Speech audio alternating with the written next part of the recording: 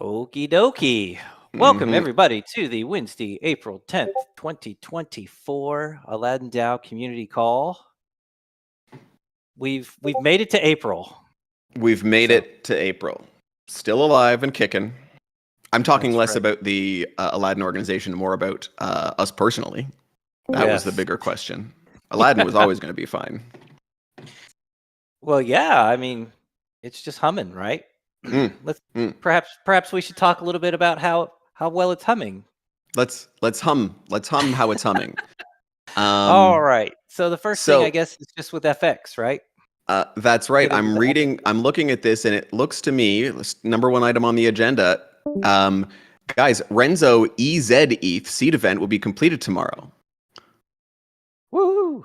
There you go. I was waiting for you to jump down my throat on EZ. Come on. I don't have it in me. Yeah. Man, you've changed. I know. Hang on. Okay, so what does this mean for the EZ or There's your EZ. Okay. for the EZ or the Easy for the heathens seed event? That means it's over tomorrow. So that means that you can withdraw funds after tomorrow, 50-50 in your R and X tokens, or back into wrapped Easy or EZ. The stability pools are live on Convex, so farm with boost without providing your own boost, as Convex has pioneered and is offering. Yeah. That's spectacular. So and you know what this marks actually, and it's kind of nice because we didn't have a call last week, so I wanted to kind of use this to say, like, you know, the second asset in the like RUSD backing is kind of like the equivalent of with FXUSD when of having that launch having like multiple assets in the backing, and so much of the work on the mechanism was about how to properly manage having like consolidating multiple stable, like multiple F tokens from a from multiple SLPs, stable leverage pairs, into a single asset. And so the single asset's not really interesting until there's more than one token backing it. So that to me is kind of like, it's kind of like an important step to get from RUSD just essentially being one thing to now being this like agglomeration, and then maybe, you know, expanding even more in the future. Who can say?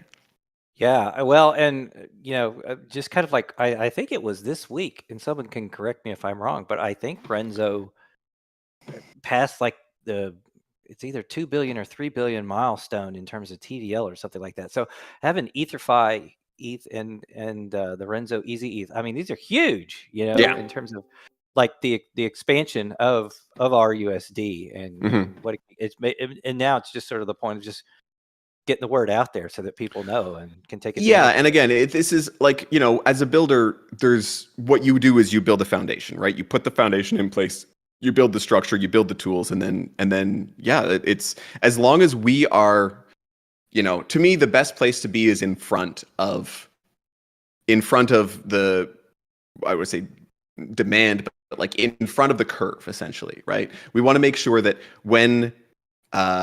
when people kind of start to really wake up to the fact that, like, if points are something that you want, this is a completely new way to be able to acquire restaking points without having to take any price risk. So I mean, ultimately, and frankly, as we've talked about before, to me the biggest aspect of this whole restaking, like RUSD and this restaking, these restaked ETH stable leverage pairs, it's really about opening up a type of farming that did not exist before.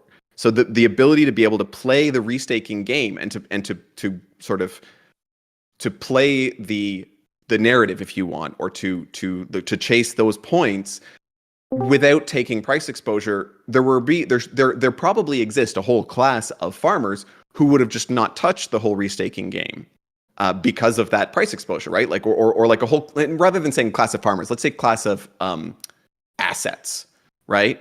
And so, you know, we kind of talk about this a fair bit, right? And we've been talking about this behind the scenes in a more general way with all of the FFX products, is that the stablecoin side of it, the F tokens, all of the F tokens, really, even if we're talking FETH or whatever, we probably shouldn't be talking so much in public about like, oh, come and bring your ETH and mint FETH or bring your ETH and mint FXUSD, because basically that's, when users do that, they're selling their ETH for stables, which is fine if that's what you want to do. But there's probably not a huge appetite for that right now. To me, it makes a ton more sense to talk about zapping stables across or swapping them across, basically bringing your stable holdings from where you're keeping them into, and of course, in order to do that, you have to swap through ETH, but you can do it transparently with a zap or intentionally, the long way. Mm-hmm. But really positioning those stables, including RUSD and points farming, as like these are new places to hold stables. So rather than thinking about giving up ETH for stables, we should really be thinking about, as users, we should really be thinking about, this is a vessel for my stable. Like however exposed I am to stables at this moment, those are the target assets. I think those are the users and the assets that we're looking to kind of market to with these stable farming options. Yeah, exactly. I mean, it makes a lot of sense from that perspective in terms of who's going to find that appealing, especially in the stability pools, right? Yeah, exactly. And then and that's the magic of it, right? Like those stability pools, like earning ETH with a stablecoin, earning points with a stablecoin, and then in a minute, in a hot second, we're going to talk about earning yet something else with a stablecoin, which is like. You see how I'm queued up the segue there? Man, he's good, isn't he, folks? He knows what he's doing. I have a PhD in bullshit, and I know how to stream easily from one to the next. Oh boy. Well, yeah. Before we head on that one, on that topic, just to stay on RUSD a little bit. Oh yeah. We've got the folks that have minted ETH into the stability pools, or FETH into the stability pools, can now see their EtherFi and EigenLayer points accumulating on EtherFi's website. So that's pretty cool. That's pretty nice. And I mean that's kind of like you had to. It was a trust me, bro situation. A little bit, for a little bit. until now, and so. So yeah, we're past the trust me bro phase of points farming, and we're into the no, for real, look. Yeah, and so for folks that have participated in the Renzo seed event and into the and have participating in the stability pool now for Renzo RUSD, then it's on the way. So just FYI, so you'll see something similar, and but yeah, definitely possible. Yeah. Now, Linero brings up a good point, trying, I think, specifically to take the wind out of my sails, that points are trust me, bro. And he's absolutely correct about that. But don't harsh my buzz. So we've done all we can to make our part real. And then if you are playing the points game, you're still playing the trust me, bro game, but not with us. That's with them. And I think they're probably pretty reasonably trustworthy. Boy, it would be. Yeah. Wouldn't that be hilarious? I mean, no, it would be bad. I wouldn't be laughing too much about that one. It's like, I think EigenLayer has something like $30 billion of TVL. It's like, come on, guys. Do you know what that whole EigenLayer ecosystem is missing? Is main characters. They need like a Do Kwon or a SBF. Then I would be more scared. Yeah, I'm kind of glad they don't. So that's good. I am very glad for that. Whew. Okay, so that's kind of our RUSD update for today that we have. Mm-hmm. The next big thing that there's been some buzz and some talk. The worst kept secret in the Aladdin Discord. Well, I don't know if it was intended to be a secret, but it's the details are coming out now, and that's for FBTC and XBTC. Yes, that's right. So we're cooking up an article with some details and some info, some masterful memes, and incredible AI art. If you say so, sir. Those were the parts that those were the parts that I did. Okay, so and do you want to just talk about this? We can kind of step through the draft just sort of verbally and spin a little. Yeah, I think folks would be pretty interested to know like how are you going to earn yield on your stable BTC? Like how's that going to work? Yeah, let's talk about it, because this is a little different, and the way that we're kind of like spinning it, I say spinning it, which that's the wrong word. The way that we're highlighting what's going on here with FBTC and XBTC a little bit is that like this is an adaptation, like it's like a progressive adaptation, like an evolutionary change in the f of x protocol machinery that opens up something that wasn't possible before, right? So for everybody who has like a good understanding of f of x, we always talk about how f of x is made to be built on yield-bearing tokens. And that remains true, right? Like yield-bearing tokens in the reserve drive, basically the yield pays for the stability, right? Because a lot of that yield is diverted into the stability pool yields. Most of it, well, half of it, I should say, it goes into stability pool yields. So that yield pays for protocol stability. It also is the source of revenue, and it's the reason why we don't, as a protocol, need to like completely index on fees, because there's a certain amount of like of ongoing revenue that comes from holding yield generating tokens in the reserve, right? And you can kind of think of it, as I say, as using that revenue to both spend money on protocol security and stability through the stability pool, as well as profit sharing, where of that second half, 3/4 goes to VEFXN token holders, 1/4 goes to the treasury, essentially for reinvestment, development, ongoing everything. So the whole conceit of the mechanism was always, built around yield-bearing tokens. So BTC on chain is not a yield-bearing token, and so the real innovation here, the real kind of change, is a technical one behind the scenes. Because for users, the idea is that F and X BTC will feel like any other F and X token with one slight with one slight caveat. But in terms of how you interact with them, how you use them, what you expect them to do, it should be trivial if they will fit right in with the other tokens that the protocol offers. So the TLDR. Go ahead. Yeah, I mean, like you as a user with FBTC and XBTC will use them exactly the same as you would with, like, say, FETH or XETH or FXUSD. Or any of the XETHs. Yeah, there you go. Yeah. Yeah, exactly. And so the headline, we start at the top by saying like here's the headline story of FBTC. And maybe before we get into the details, let's talk about why this is amazing and why we hope that people will get really excited about this. Number one, how about earning real BTC yield on chain, like actual high yielding BTC on Ethereum?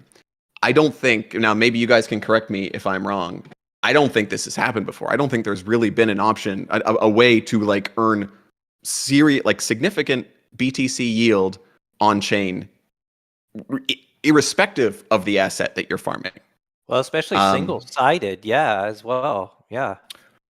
Yeah, actually. So you're right. Like there was always a possibility to earn BTC by like LPing, and you get like whatever the transaction fee is.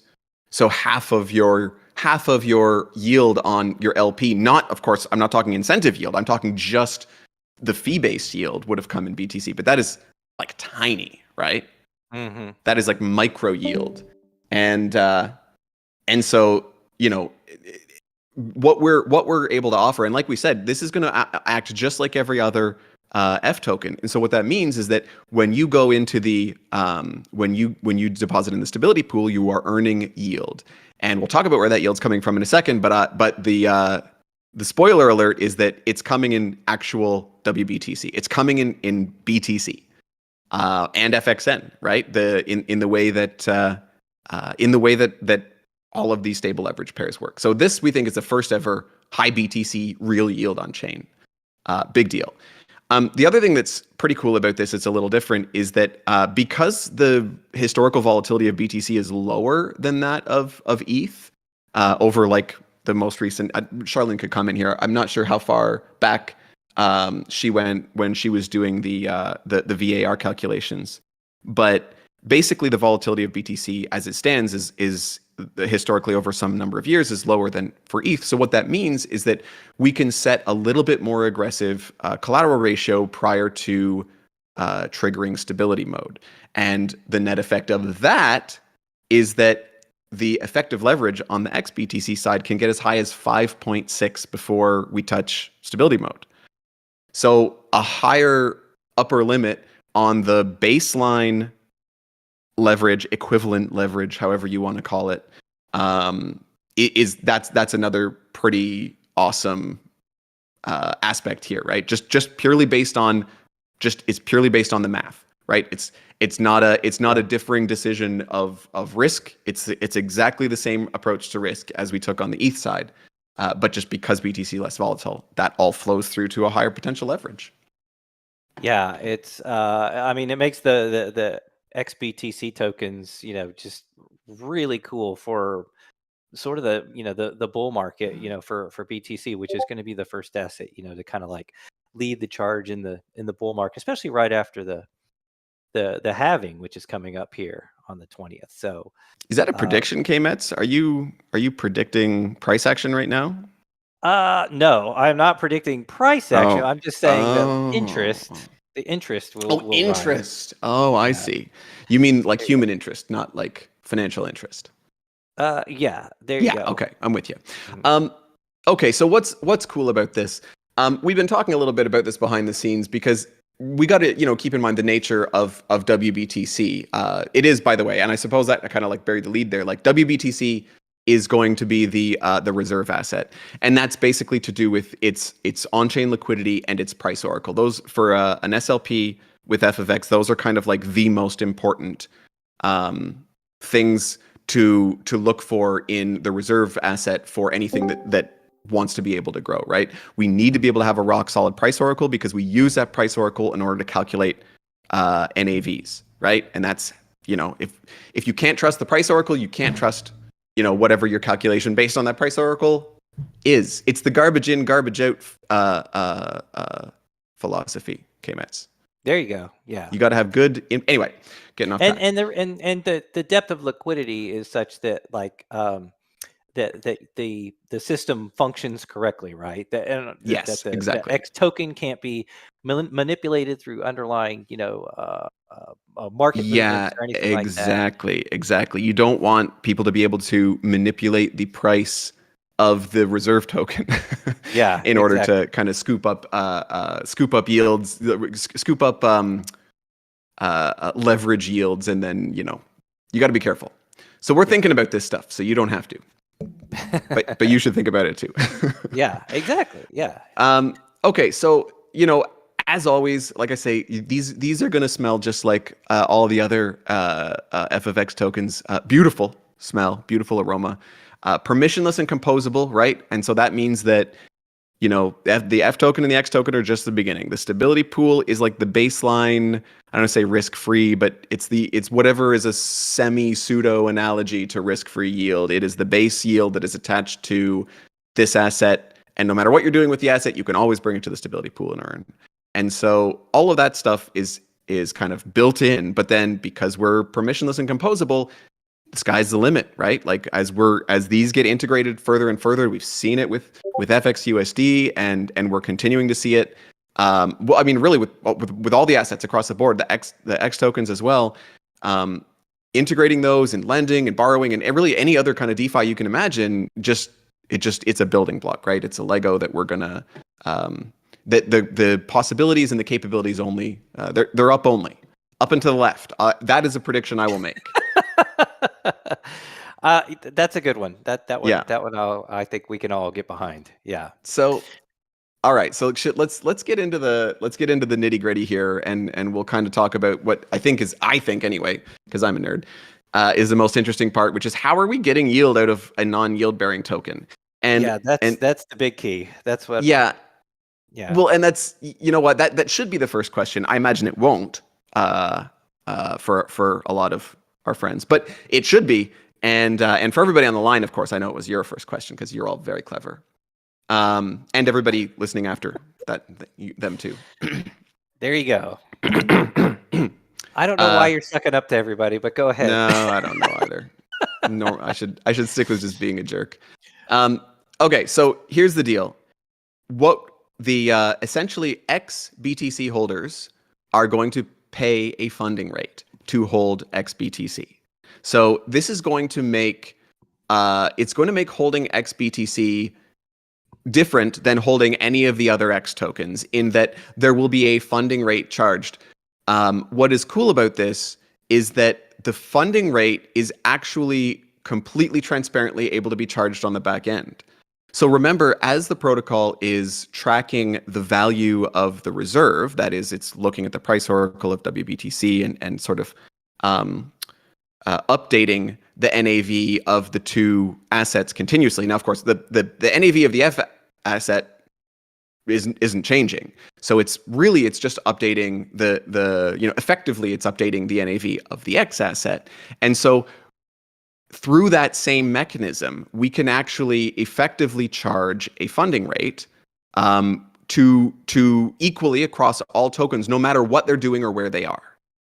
So it is so slick that there's no staking required, there's no user action required, there's no nothing. It all just kind of loops into the background. And essentially what's happening is the price of XBTC is changing all the time, which we know it is because the price of BTC is changing all the time. And so the obviously the by far biggest effect is the effective leverage. But then there is a small additional delta effect, which is essentially the funding rate. And the funding rate that the system charges is a direct grab of the current rate for borrowing Curve USD against WBTC. So we basically just straight line connect the cost to borrow US dollars against, well, Curve USD against WBTC as a collateral from Curve, and that's the funding rate that is charged to XBTC holders. And the actual mechanism for charging is basically the same as the mechanism, as I was saying, to update the price. So basically, as people mint and redeem and interact with the protocol, each time that happens, the NAV is updated and recalculated, and so each time that happens, the NAV will be adjusted slightly, and the adjustment will basically free a little bit of the WBTC from the reserve, and that WBTC from the reserve is then the yield. That's the yield, and that yield is then piped into half to the stability pool and half as protocol revenue, which is, as we talked about before, further subdivided. And so there you have it. Like, that's real yield BTC, and at a reasonable, I mean, we'll call it a competitive rate. It's extremely perfectly competitive with Curve. I don't know. It's equal to Yeah. Curve, so I don't know what that. But it's it's a nice way to also keep all of the human element out of it, right? Like, we obviously didn't want some kind of a situation where the protocol's making decisions about what things should cost, and you don't really have the same sort of like utilization situation. Although again, we have options in the future for how to think about these kinds of fees and to make them a little bit more dynamic. But I think right out of the gate, this is a really straightforward, easy to understand way to get this out. So there, I think that's kind of basically it. Other than that, I mean, essentially that WBTC that is freed up from the in the reserve by adjusting the NAV of X down very slightly, that's the yield, and it goes to stability pool, and it goes to the protocol, and everything else is exactly the same. Yeah, it's such a cool feature. When FX was first, when we kind of first released the white paper, it was kind of it was originally not with staked ETH, right? It was with ETH. That's right. And Yes. so this kind of sort of is almost like a, you kind of like call it like sort of a reincarnation of some of those principles that were there, where the X tokens have to pay to the stability pool. But it's so slick that you can just use the X token as you would anywhere else, and you don't even That's have to right. worry about it at all in terms of like, well, do I have to what's the fee that I have to pay for this, or what's going on? It's just, Or how you does just it? Yeah, I mean that's really one of the things that limits a lot of times DeFi, in my opinion. Like a lot of different DeFi mechanisms are limited by the fact, I mean, it's the whole reason why not restaking, rebasing tokens are a thing, and look at the trouble that rebasing tokens have created or caused, or like you can't use them like normal tokens, right? Because this is all about, well, that rebasing tokens were tried to create to solve the problem of like how can we distribute yield without requiring people to stake, and like locking it up that way, and so like, but in the end you have to have wrapped rebasing tokens anyway, because otherwise you can't really integrate easily, right? Like rebasing tokens are not ERC20s properly, so it's a whole thing.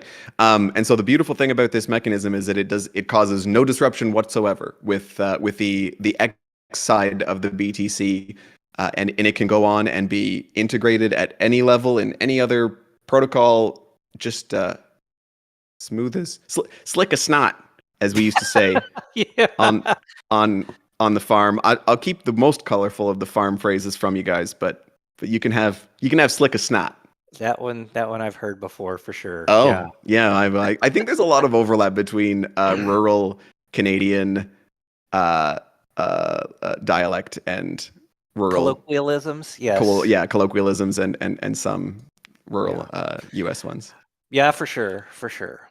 But one of the other things I kind of want to point out as well is that, like, not only, if you go and you mint FBTC and you put it in the stability pool, obviously not only are you getting that funding cost, or half of that funding cost that the XBTC token holders are paying, there's also going to be FXN yields on top of that as Mm-hmm. well.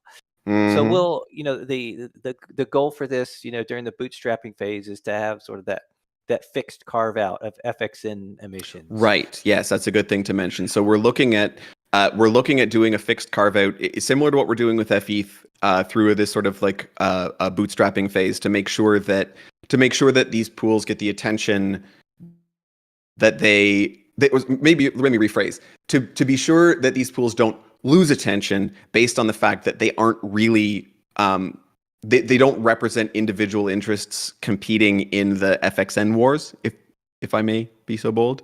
Like there's not so much a cadre of people looking to fight over those FXN emissions, and so as a protocol, to at least in the beginning, right, like that, we've lots of different ways we can evolve this, but in the beginning it makes sense to have that fixed emission. So to make sure that farming FBTC for awesome yields, right, and remember, like, the more people who are interested in that XBTC leverage, the bigger those yields get, right, and so it should be pretty attractive, pretty juicy. And again, this is kind of tie into what I was talking about earlier, right? Where I don't think we should be talking about this so much as like, and this is a mistake that we've made internally on the team, is like, oh, bring your BTC and mint your stables with it.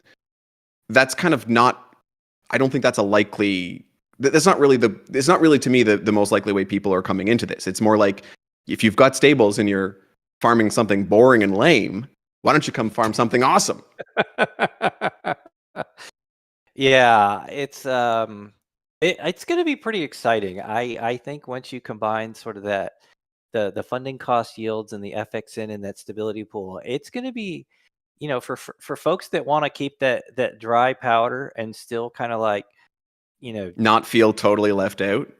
Yeah, well, and just like DCA into Yes, wrap BTC exactly. and FXN, because you're like, you're like, the market's bullish, I still want to have some dry powder, I'm going to go farm it here, and it's like, it's such a cool mechanism. I'm excited for it. You don't want to end up like Squidward, right? In that meme. Am I?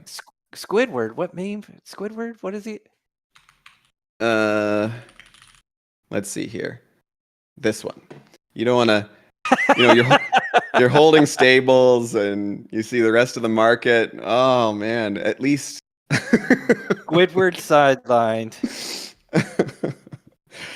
Yeah. No, I think so that's it's the cure for that.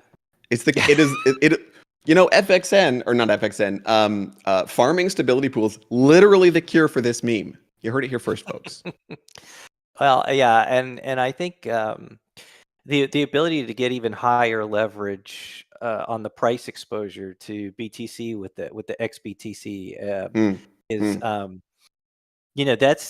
that's going to be pretty cool. I think there will be plenty of demand for that. I mean, obviously you can go look at the other X tokens, and there is no shortage of demand for those. There's not, and I mean, you also want to consider that like the minute that somebody with a lending protocol, and I say this as if we aren't always talking to people who are running lending protocols, decides to onboard X tokens as collateral, that you've got the baseline yield that's just like built right in, but from there, again, once you get that composability layer in, the sky's the limit. So it's less about comparing like, I can get 200x on my Bitcoin long on my DGen exchange.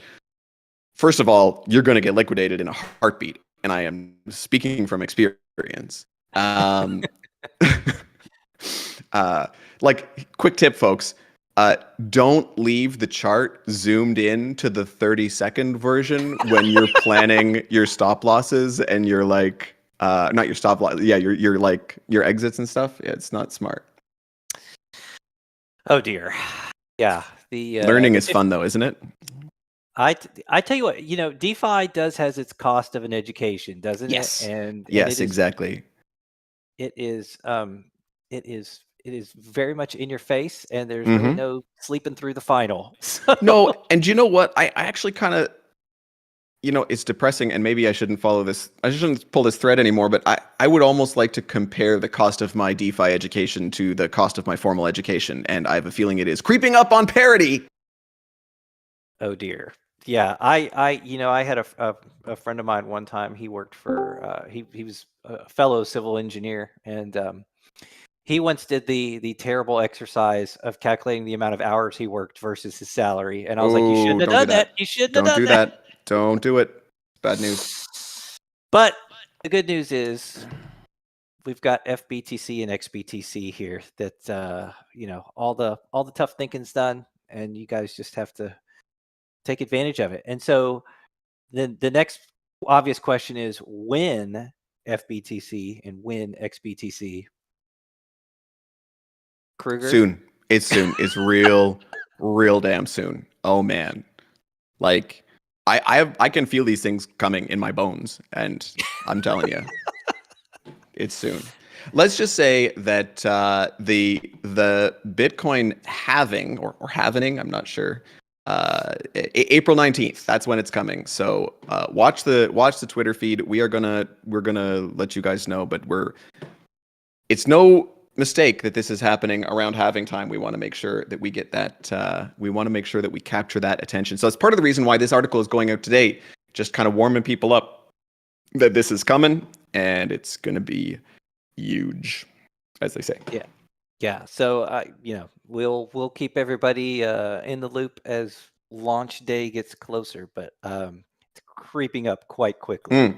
Exactly. Your bones telling you the same thing?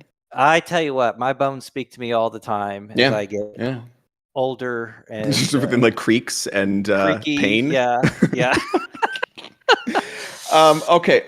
IW has asked a relevant question. VEFXN getting WBTC rewards or wrapped staked ETH. And do you know what? I actually don't have an answer to that off the top of my head. I do not know if that's going to be consolidated over to ETH or stay with BTC. It wouldn't surprise me. And I'm going to speak out of line here. Charlene, please jump in the chat or jump on voice if you want to comment. Yeah. So we can distribute asset to VXN holders, right? But it costs people 2 transactions to claim, right? So I think in terms of gas efficient, we should combine them into one. But if Yeah. you only want have BTC as their revenue, Sorry, can you repeat that last bit? Yeah, you cut off there, Charlene, the very last bit. So technically we can support to distribute both, right? Yes. As Yes. to VFX and Yes, right? exactly. It costs Okay. people 2 transactions. Yeah, right? and I guess to the claim other them. So to Yes. gas efficient, right? We should distribute one. But if people strongly that be as revenue as well, right? And we can go for it. I think that's a question we shall throw back to the community. What you guys really want? Yeah, and this is we had similar discussions actually many times across many products, right? Where a lot of the times we were, or at least I was thinking of these of yields coming into, especially like VE token holders. Like VECTR is a classic one because strictly speaking, all of the yields coming into Concentrator are in all of these different, right? They're in all these like this assortment of different tokens. And in the beginning, I'm kind of thinking about that as a huge strength, right? Like this is real yield at its best because you're actually earning a specific token yield based on how many people are using that asset, right? So if A curve is huge, a lot of your yield is going to be in A curve. If ASD curve is huge, you're going to get ASD curve yield too. But as Charlene says, and especially considering these are mainnet farms, you hit a point of diminishing returns, right? It becomes a little bit like the Vodium dust bribe issue, where you just first of all, small amounts become hard to deal with, and we got to remember, the amount of BTC revenue to the protocol, especially obviously right out of the gate, is going to be tiny compared to the overall protocol revenue. And so the fact that it's kind of it could be kind of a dust amount for anybody but the biggest whales, and also the fact that it adds extra transactions to claim, as Charlene says, makes it kind of, not as optimal. So the baseline plan, from the sounds of it, is that it's going to all be consolidated. We'll continue to distribute all yield in one single token in wrap staked ETH, but that technically it's not a problem. And so anybody who feels strongly about this and wants to get the ball rolling in the forum, and potentially we could go the route of a community vote just to make sure that we've got enough sort of legitimate interest in doing that. We can change the nature. We can carry the BTC through without converting it back. Yeah, I'll kind of voice sort of like my experience with this as well, because Concentrator, we have basically all the revenue comes from the compounders, and so basically when it gets distributed weekly, it all goes into ACRV, right? It all gets swapped out for ACRV, and you get distributed that way, which is terrific. Mm-hmm. I love it. I like just having one asset to deal with, and a productive one. That's the other kind of a productive exactly. one, and a well-performing one as well. Yeah, exactly. Good balance.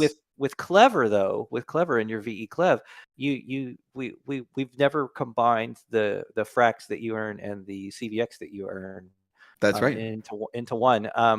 And it's and with the frax that you earn, usually it's quite a small amount, just the nature of the protocol and the adoption and whatnot. But it's kind of one of those deals where doesn't bother me, but it's kind of one of those deals where it is a little bit of a more of friction in that regard. So that's right.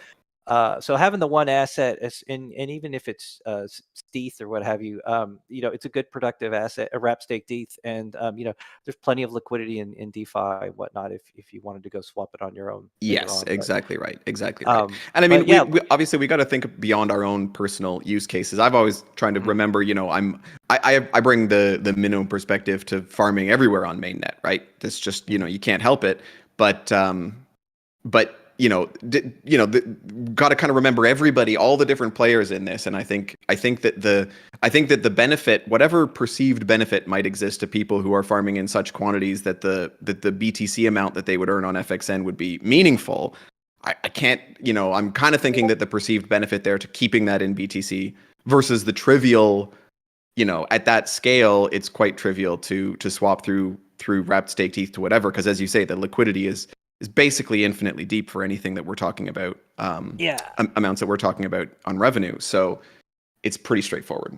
And these are good problems to be discussing. Is like, what are we going to do with all this money we're getting? I mean, it's just all this BTC that collects. Had the same problem with women in university, Mets. You know what I'm saying? I'll take your word on that one. I'm really glad nobody who knows me in real life is on this call right now. Woo! Take my word for it. Okay, so that's sort of the high level discussion of FBTC and XBTC, and like we said, the article will be coming out later today, and further updates. I mean, stay tuned. They'll start coming out pretty rapid fire here in the not too distant future. So, all right, there you go. Let's see. Next thing that we have here, kind of our last thing for FX right now is we've got a snapshot vote up right now for the booster program temporary restructuring. So that's live. If you go to the FX announcements in the Discord, you can see all the ways you can vote for it with all the various tokens and as the usual. deadlines. It is an embarrassment of governance. It is democracy at its finest there. So you can go and vote, and if you want some background on sort of like what the conversation has been, I believe the link is posted there as well for you to go and get caught up from the forum discussions. But I mean, now at this point you can just go and make your voice heard through the vote, and then we'll move forward as directed from that. So that's right, yeah. And this has been talked about to death in the Discord and in the forums. There's lots of there's a diversity of opinion, and everybody's got a nobody's wrong. So, but the rubber's hitting the road now. So you can continue to chat in the forum if you want, but you gotta make your opinion heard on the vote. So yeah, let's do that, and we'll see what happens on the other side. That's right. The joys of a DAO, right? Decentralized exactly. government. So decentralized. All right. Well, that's FX for this week. That's right. What's up next is Clever.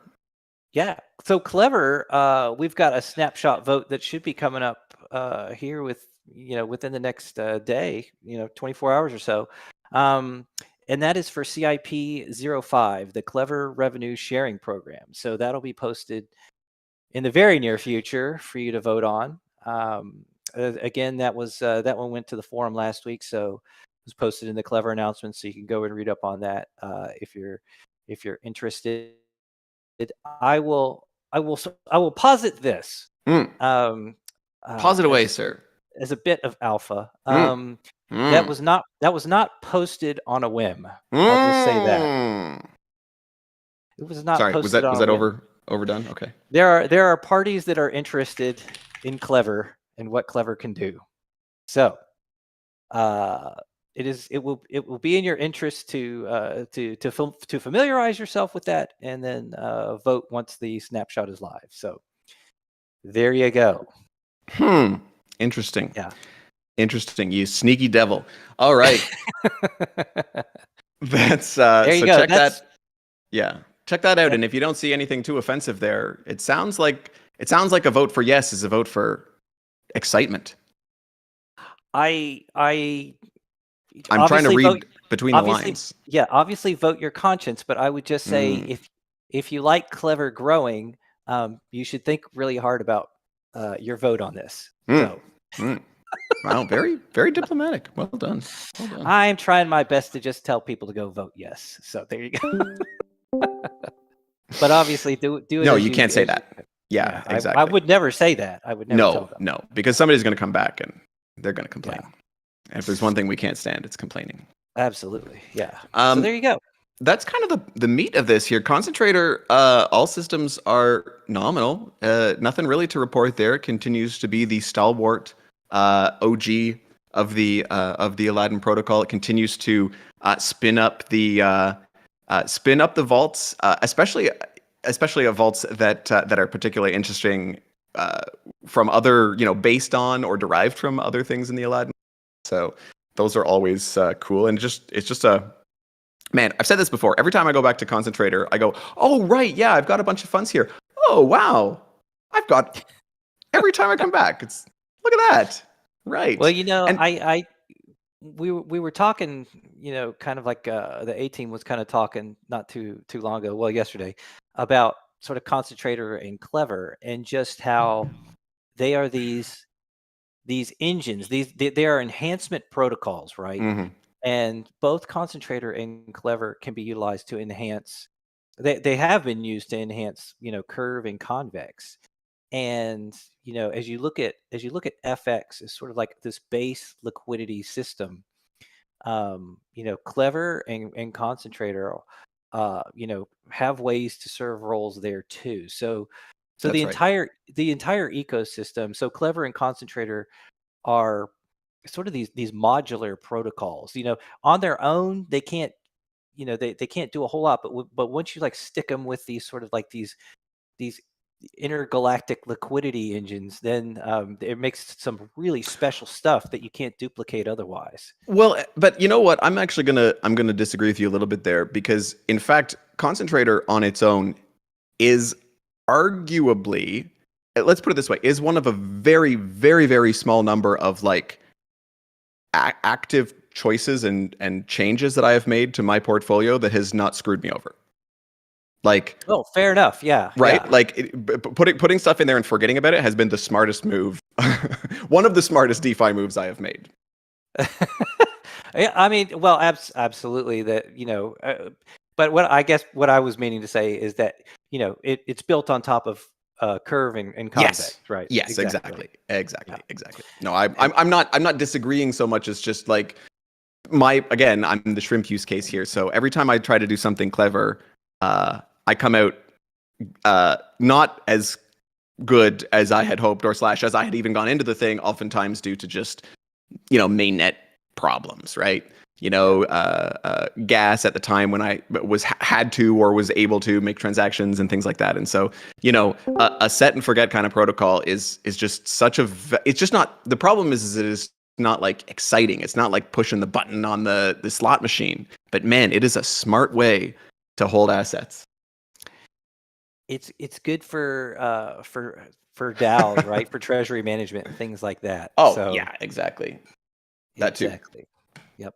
Okay, what's up with Aladdin?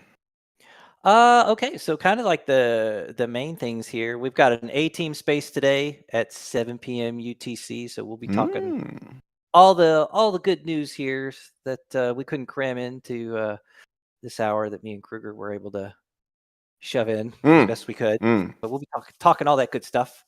And then kind of like I have like sort of a personal announcement, and that is that I will be stepping down from my duties as a core contributor, kind of effective May 1st. I've got some IRL family health issues that kind of are taking sort of priority in my life, and so I kind of have to step back on my bandwidth of my contributions as a core contributor to Aladdin. So I'm not leaving Aladdin. I'm not like, Mm. disconnecting from the Discord. I'm not like changing my Twitter profile or anything like that. But obviously, I've got to keep my priorities with the family and taking care of them.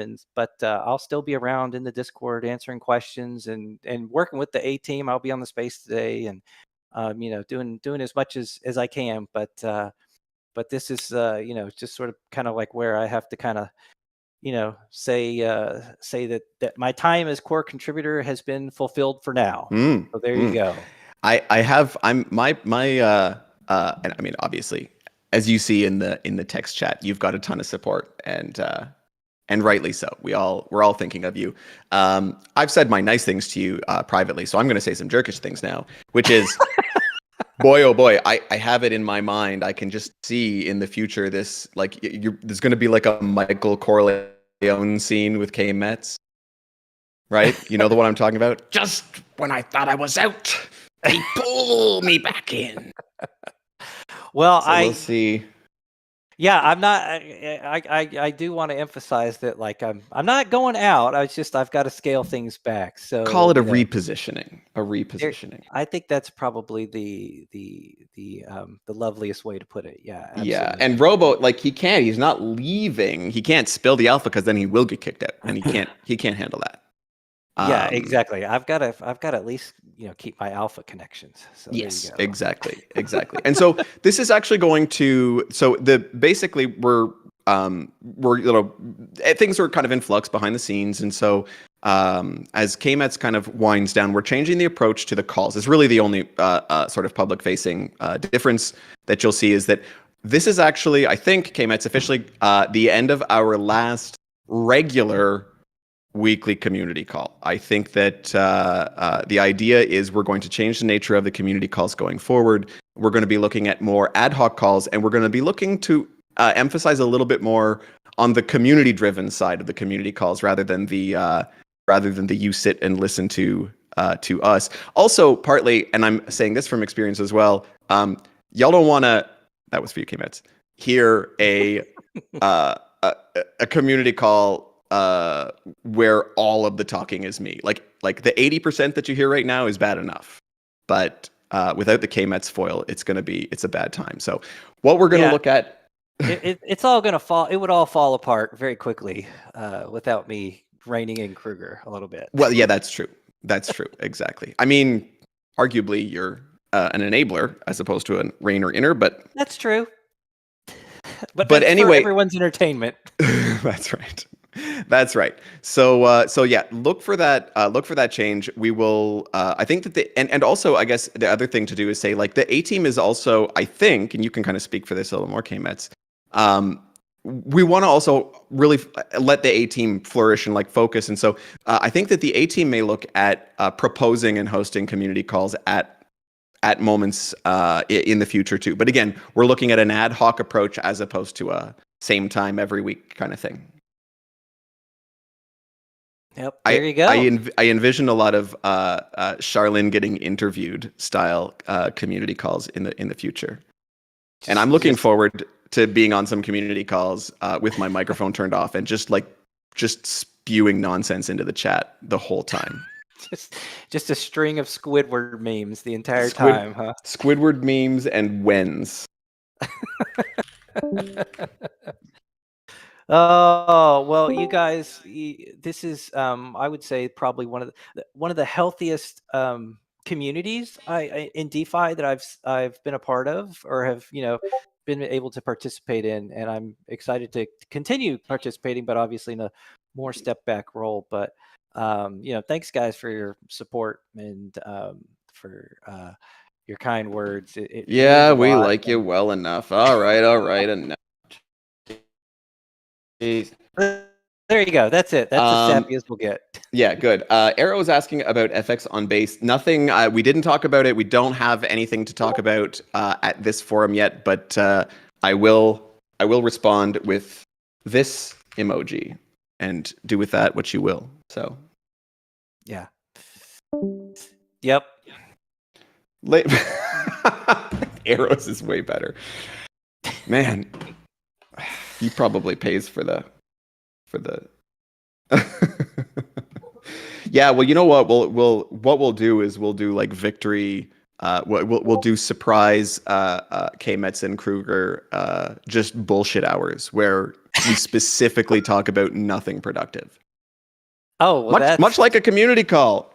That's right. Yeah, exactly. Is it here? Shoot, I don't have it up. What's like just a community time waste. There you go. Yeah, there you go.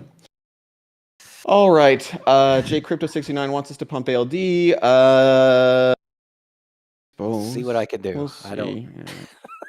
I mean, I could always sell some. That would make the price go up.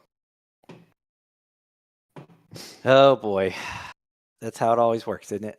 It sure is for me. All right. Well, we're 4 minutes passed, and you guys have been good sports listening to us. That's all we got. Guys, have an awesome day and week, and don't be a stranger in the Discord, because that's where we hang. Yep, absolutely. All right, everybody have a good rest of your day. Have a great one, guys. Okay, bye. Ciao. Bye.